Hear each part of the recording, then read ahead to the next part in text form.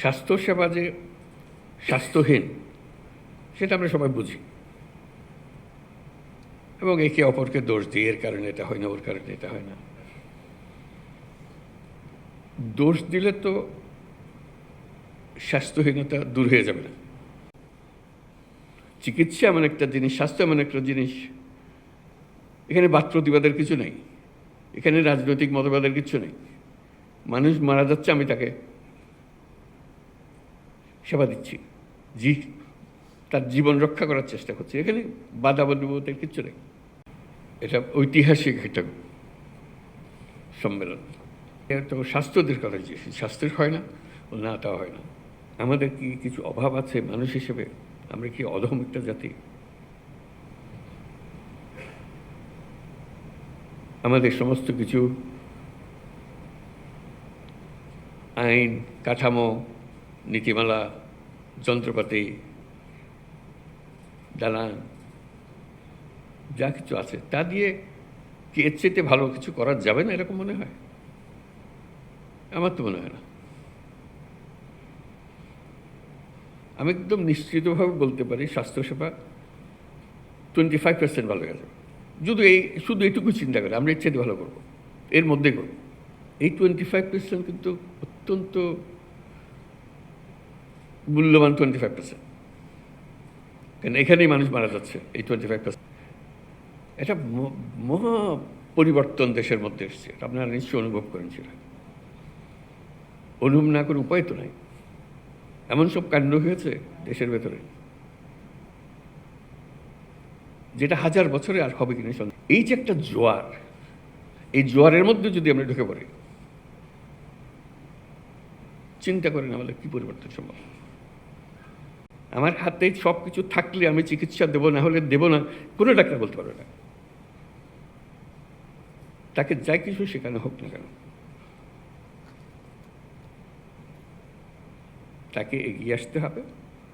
চিকিৎসা অর্থাৎ আমরা গুহা থেকে বের হয়ে এসেছি 1000 বছর পরে, আর পৃথিবীর সামনে সে গুহার মানসিকতা দিয়ে তো এই পৃথিবীতে চলবে না। আসসালামু আলাইকুম। মনোযোগ দিয়ে শুনতেছিলাম কি আলাপ হচ্ছিল, তার মধ্যে একটা জিনিস আমাকে খুব স্ট্রাইক করলো, শুরুতে উল্লেখ করা হয়েছে, এটা ঐতিহাসিক একটা সম্মেলন। আমার খুব কৌতূহল হলো ঐতিহাসিক কেন হলো এটা? তার মানে আগে কোনো দিন এরকম জেলা পর্যায় থেকে সিভিল সার্জনদেরকে নিয়ে এসে কথা বলার সুযোগ করা হয়নি, আমি সেটা জানতাম না। ডিসি সম্মেলন বলে একটা সম্মেলন হলো, আমাকে বোঝানো হলো যে এইভাবে সবাইকে একত্র করা হয়, তাদের সঙ্গে আলাপ আলোচনা হয়। তো সেই সম্মেলন করতে গিয়ে আমি পরে প্রশ্ন করলাম, ডিসি সাহেবদের সম্মেলন হলো, পুলিশ সাহেবদের সম্মেলন হবে না? বলে না, সেটা হয় না। আমি তো কেন হয় না? তখন এই প্রশ্ন জাগলো যে পুলিশদের প্রধান, জেলা প্রধান যারা আছে তাদেরকে নিয়ে আমরা একটা বৈঠক করব। তো সেটা করতে গিয়ে তো স্বাস্থ্যদের কথা জিজ্ঞেস, স্বাস্থ্যের হয় না? না তা হয় না। আমি বললাম যে হোক, তাদের সঙ্গে দেখা সাক্ষাৎ না হলে আমরা কি চিন্তা করছি, আমরা কি করছি, তাদের কি চিন্তা করছে, এটা অগ্রসর হবে কি করে। এটা আমি অত্যন্ত জরুরি মনে করেছি যে সবাই দেখা সাক্ষাৎ করা। এখানে যে সব সমস্যার নিষ্পত্তি হয়ে যাবে সেটা চিন্তা করি না, কিন্তু দেখা সাক্ষাতের এটা একটা মহা ওষুধ। দেখা সাক্ষাৎ হলে তার একটা প্রতিফল পাওয়া যায়। চোখাচোখি হলে, মুখোমুখি হলে, কথা শুনলে, যে জিনিসটা কাগজে আসলে কাগজটা সরিয়ে দিয়েছে, কিন্তু মুখের মধ্যে শুনলে মনে হচ্ছে তাই তো, এটা একটা বড় বিষয়, তো আমরা তো মনোযোগ দিচ্ছি না এটাতে। কাজে সেই মনোযোগের ব্যাপারটা এসে পড়ে, যে মনোযোগ দেওয়া সাক্ষাতে। এটা তো সম্মেলনের কাঠামোর ভেতরে। সম্মেলন তার বসে বক্তৃতা শোনার বিষয় না, দেখা সাক্ষাৎ হবে, চা পানির আসরে কথা হবে, তারপর করিডোরে কথা হবে, নিজেদের মধ্যে আলাপ হবে, উভয় পক্ষের মধ্যে আলাপ হবে, উপরওয়ালা, নিচেরওয়ালা, মাঝেরওয়ালা, সবার সঙ্গে দেখা সাক্ষাৎ হবে, অনেক বিষয়ের নিষ্পত্তি হয়ে যায়, তার অনেকজন বোঝা হয়, নিষ্পত্তি না হলে বুঝতে পারে জিনিসটা। এবং এর ফলে যে আমরা একটা গুরুত্বপূর্ণ কিছু আবিষ্কার করে ফেলবো তা হয়তো হবে না, হতেও পারে, না হলেও কোনো আপত্তি নেই। এই যে বোঝাশোনা দেখা সাক্ষাতের ফলে যে মনের মধ্যে যে পরিবর্তন আসে, প্রশ্নগুলো জাগে, উত্তরগুলো আসে, সেটা একটা মস্ত বড় পাওনা। তো আমরা আশা করি আজকে যে বৈঠক হচ্ছে, কথাবার্তা হচ্ছে, এটা আনুষ্ঠানিকভাবে বক্তৃতা শোনা হচ্ছে, তার বাইরেও, আনুষ্ঠানিকতার বাইরেও অনেক জিনিস আছে যেগুলো মনের মধ্যে দাগ কাটে এবং সঙ্গে সঙ্গে এটা কাজে লাগে। তো আমি খুব খুশি হলাম যে স্বাস্থ্য মন্ত্রণালয় এই আয়োজন করেছে। এই আশা করি এই দেখা সাক্ষাতের কারণে আমরা অনেক সুফল পাব। স্বাস্থ্যসেবা যে স্বাস্থ্যহীন সেটা আমরা সবাই বুঝি, এবং একে অপরকে দোষ দিই, এর কারণে এটা হয় না, ওর কারণে এটা হয় না। দোষ দিলে তো স্বাস্থ্যহীনতা দূর হয়ে যাবে না, এটার প্রতিকার করতে হবে যাতে করে আমরা স্বাস্থ্যসেবা সঠিকভাবে করতে পারি। দুনিয়ার যত দেশ আছে, যত জাতি আছে, তারা যদি নিজ নিজ স্বাস্থ্যসেবা আমাদের চাইতে ভালো করতে পারে, আমাদের মধ্যে কি গাফিলতি আছে, কি অভাব আছে যে কারণে আমরা পাচ্ছি না। মানুষ হিসেবে আমাদের কোনো ঘাটতি আছে, তার সক্ষমতা হিসেবে তার ঘাটতি আছে, আমার মনে হয় না। কিন্তু সামষ্টিকভাবে আমরা ওই ঘাটতিটা পূরণ করতে পারছি না, যেটা ব্যবহারের মধ্যে আমরা প্রয়োগ করতে পারছি না। তো সেটাই নিজেদের কাছে আত্মজিজ্ঞাসা যে কীভাবে করলে আমরা এটার থেকে পরিত্রাণ পাব। অনেকে পলিসির কথা বলবে, অনেকে সুযোগ সুবিধার কথা বলবে, হাসপাতাল নাই, যন্ত্রপাতি নাই, সরবরাহ নাই, যন্ত্রপাতি পড়ে আছে, বহু মূল্যবান যন্ত্রপাতি মেরামতের অভাবে গত 10 বছর ধরে এটা এভাবে পড়ে আছে। কথার কথা, এরকম বহু কাহিনী শুনি, বহু কাহিনী জানি। সেগুলো ওভাবে থেকে যাবে, যেহেতু আমরা আর কোনো প্রশ্ন তুলছি না এই ব্যাপারে, এটা সেটেলড ফ্যাক্ট, ওইভাবে হয়। আমাদের যারা উত্তরসূরি আসবে তারা ওইভাবে ধরে নেবে, এভাবে হয়। এভাবে হলে তার দেশ পাল্টায় না, মানুষ পাল্টায় না। মানুষ পাল্টায় যখন আমরা প্রশ্ন তুলি, কেন হবে না? এই প্রশ্নটা নিজেদের কাছে জিজ্ঞাসা করার জন্যই আমরা সবাই করছি, কেন হবে না?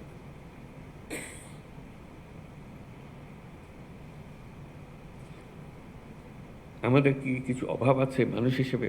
আমরা কি অধম একটা জাতি? আমাদের সমস্ত কিছু আইন কাঠামো, নীতিমালা, যন্ত্রপাতি,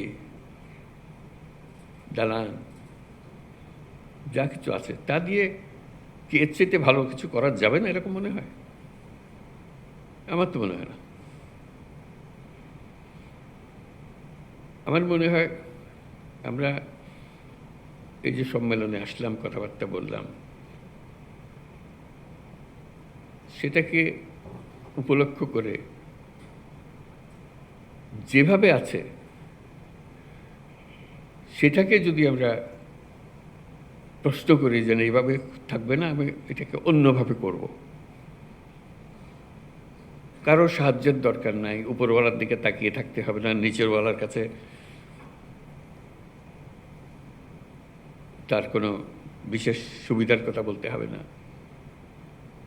আমরা নিজেরা নিজেরাই যেভাবে আছে ওভাবে এই সম্মেলন ঠিক করলাম যে এইভাবেই আমরা এই পরিস্থিতির মধ্যেই সমস্ত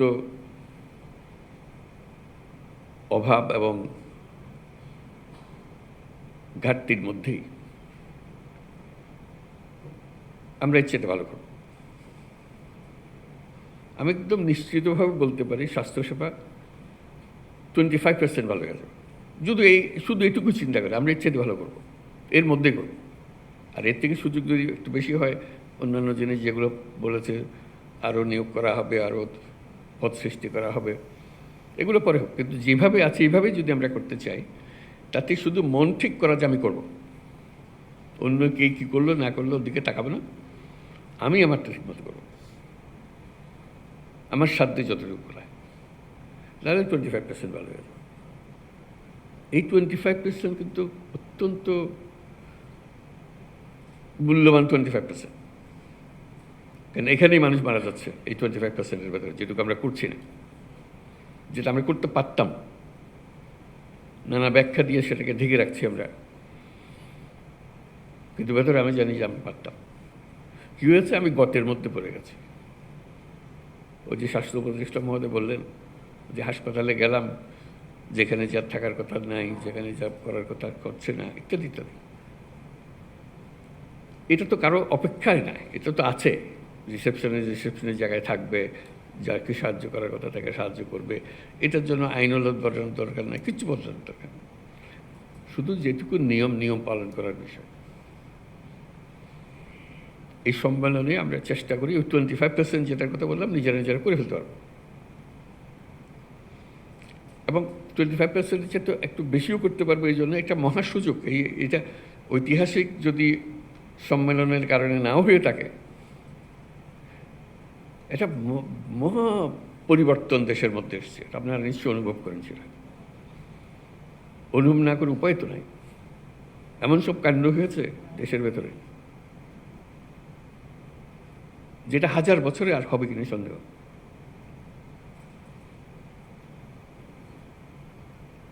আমরা তার মধ্যে আছি,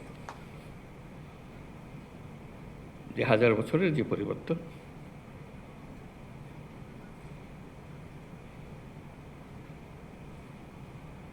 সেই সুযোগ, সেই আবহ, এর ভেতরে আমরা আছি। এই যে একটা জোয়ার, এই জোয়ারের মধ্যে যদি আমরা ঢুকে পড়ি, চিন্তা করেন আমাদের কি পরিবর্তন সম্ভব। আমি আবারও বলছি, কিছুই পরিবর্তন হচ্ছে না। মেশিন ভাগা পড়ে আছে, যেখানে যেটা থাকার কথা সেটা নাই, ইত্যাদির মধ্যে শুধু একটা মহা সুযোগ পেয়েছি,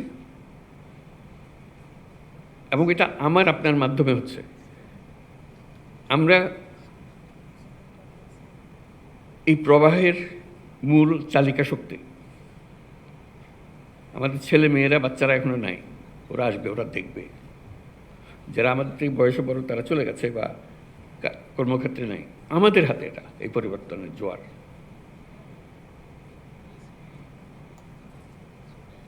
এই পরিবর্তনের আগের মুহূর্তে আমরা একরকম ছিলাম,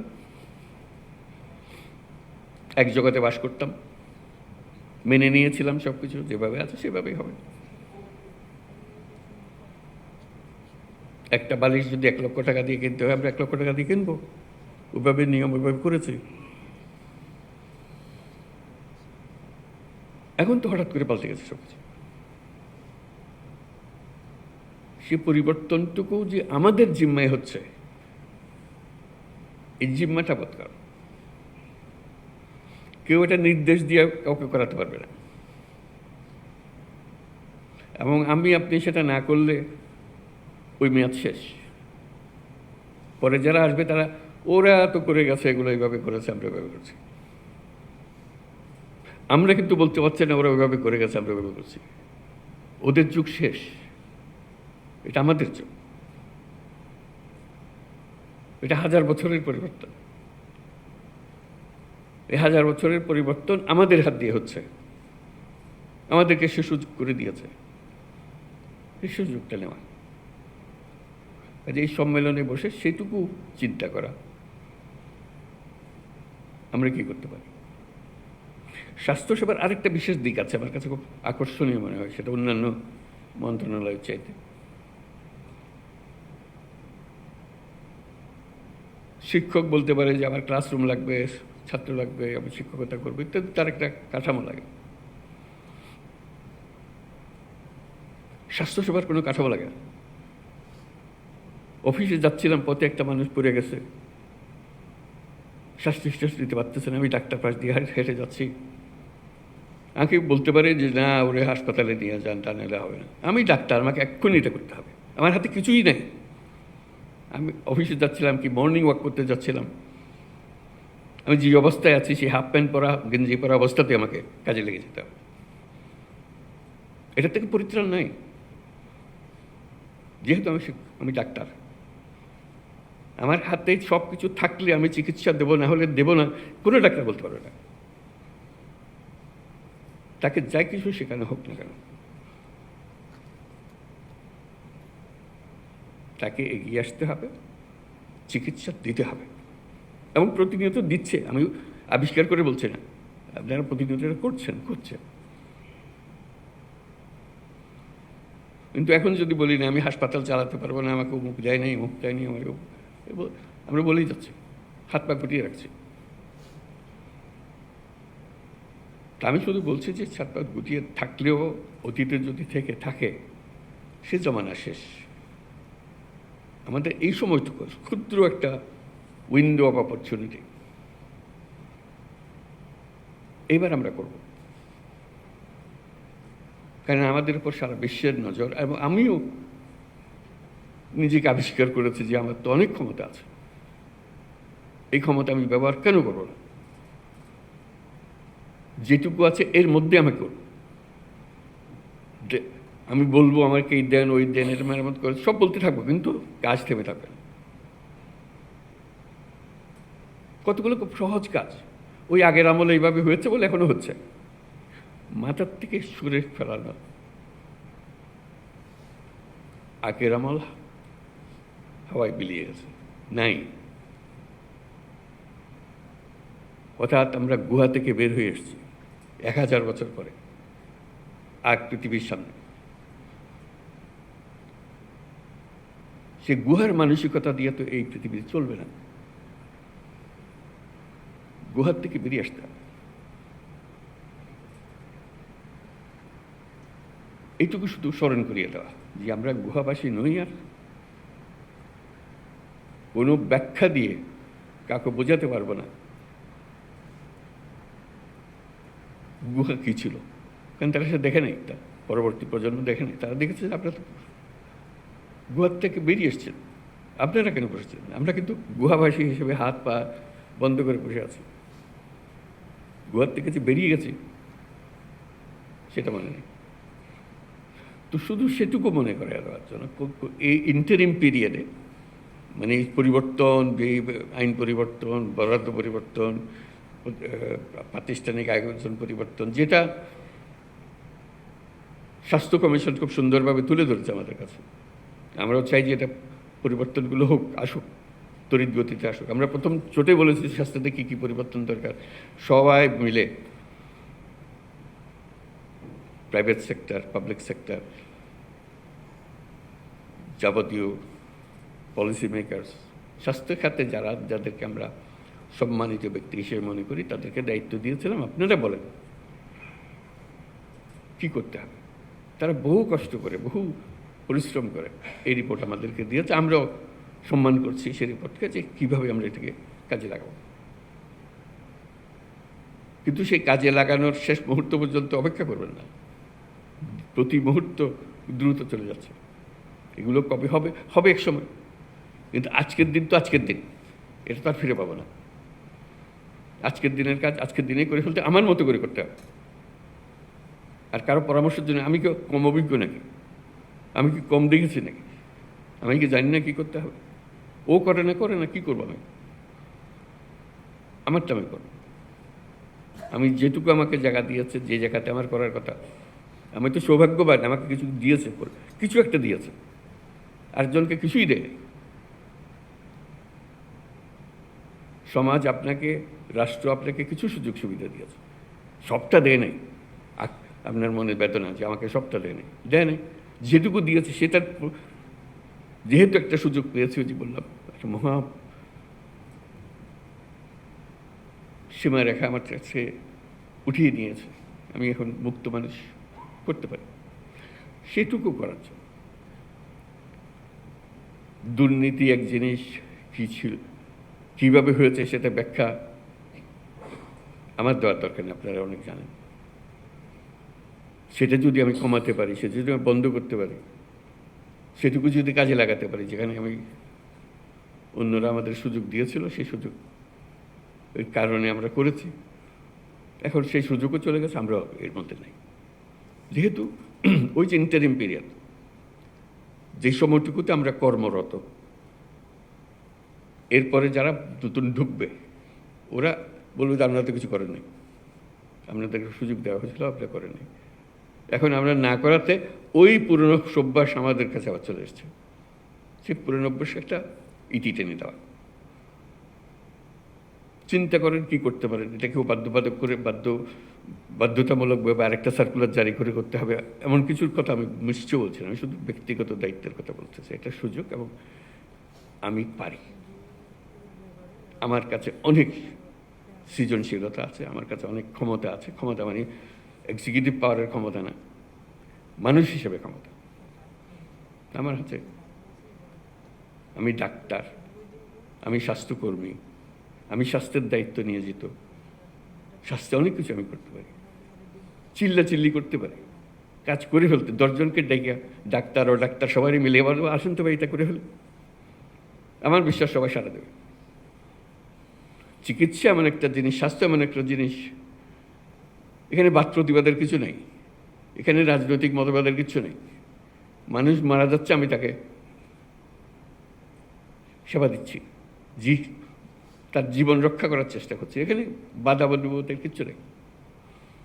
আপনি ডাক দিলে সবাই ছুটে আসে, এটার কোনো বিকল্প নেই। তো ওইটুকু আলাপ আলোচনা করা, নিজেরা কী করতে পারি এবং আগামী দিনে আমাদের প্রতিদিনের কাজকর্ম কী হবে, কারো কাছে প্রতিজ্ঞা করার বিষয় নেই, মুচলেখা দেওয়ারও কিছু নেই। এটা নিজের মুচলেখা নিজের কাছে, ওই ভঙ্গিতে অগ্রসর হব। আমরা একটু মনোযোগ দিলে আমাদের নিজেদের চিন্তাটাকে সেভাবে গড়ে তুললে এই যা আছে এর মধ্যে থেকে একটা বিরাট পরিবর্তন আমরা আনতে পারি। বিরাট পরিবর্তন, ছোটোখাটো পরিবর্তন। আমরা আজকে যারা এখানে বসে আছি এই পুরো মজলিসে, এরাই হলো বাংলাদেশের স্বাস্থ্যসেবা। এখানে শেষ, পেছনে ফিরে সামনের দিকে লাভ নেই। আমরা দিলে হয়, আমরা না দিলে হয় না। আমরা দিলে এটা পাল্টে ফেলতে পারি, আমরা না দিলে এটাকে আরও বড় গহ্বরের মধ্যে ঢুকিয়ে দিতে পারি। এমন প্যাচ কষে দেবো, কোনো সরকারের সাধ্য নেই তার থেকে বেরিয়ে আসে। দুটোই আমরা জানি, কোনটা করব এই সিদ্ধান্ত ব্যক্তি হিসেবে আমাদেরকে নিতে হবে। কাজে আপনাদের স্বাস্থ্যসেবাতে যারা আমরা নিযুক্ত আছি, তাদের এই মহাসুযোগ অন্যদের চাইতে অনেক বেশি। কাজে এটার পেছনে সবার সমর্থন, সবার সেবা, সবার। আপনি শুধু বলবেন যে আমার হাসপাতাল, আমার অমুক, আমার এই যে জায়গাটা, আমার আয়ত্তাধীন যে এইভাবে করেছে, আর তুই বল তুই বেটা কী দেখালি, আমার খেলা দেখা দেখেছি না, আমি দেখাবো। তখন একটা প্রতিযোগিতার ভাব আসে যে আমার সাথী, আমার বন্ধু সে এটা করছে, খুব ভাবা দিচ্ছে, আমি করে দেখাবো। আমরা তো একটা কলের একটা নব না যে এইটুকু, আমরা মানুষ, তো আমাদের ক্ষমতার তো কোনো সীমারেখা নেই। যেভাবে আমার এই আইন টাইন বানিয়ে দেন তার মধ্যেও আমার সীমারেখা কোনো নির্দিষ্ট নেই। আমি আমার মতো করে এই সীমারেখার ভেতর দিয়ে আমি এই কাজ করে ফেলতে পারি। আর অজুহাত দিতে হলে তো যে কোনো জিনিসই অজুহাত বার করা যায়। তো সেটাই করার জন্য আজকে বসা, সবাই মিলে বন্ধুবান্ধবের সঙ্গে পরিচয় হবে, কথাবার্তা হবে, দেখা সাক্ষাৎ হবে, দাবি দেওয়ার কথা আলাপ হবে, সব কিছু হবে। কিন্তু মূল বিষয়টা হলো স্বাস্থ্যসেবা, বাংলাদেশের স্বাস্থ্যসেবা এখানেই শেষ। আমরা যারা আছি, আমরা যা করি তাই বাংলাদেশের স্বাস্থ্যসেবা। আমাদেরকে দেখে দেশের মানুষ অনুপ্রাণিত হবে, আমাদের দেখে দেশের মানুষ হতাশ হয়ে যাবে। নির্ভর করবে আমরা কি করলাম সেটার উপর। তো সেটাই আজকের আলোচনার বিষয়, নিজেদের মধ্যে আলাপ আলোচনা করা। এটা আজকে আমাদের সিভিল সার্জন সম্মেলন 2025 এবং বলেছে এটাই প্রথম অনুরূপ সম্মেলন, তার উদ্বোধন ঘোষণা করছি এবং নতুন মানসিকতার এই সঙ্গে নতুন মানসিকতার উন্মোচন করছি এবং এই সঙ্গে নতুন বাংলাদেশ গড়ার উন্মোচন করছি। ধন্যবাদ।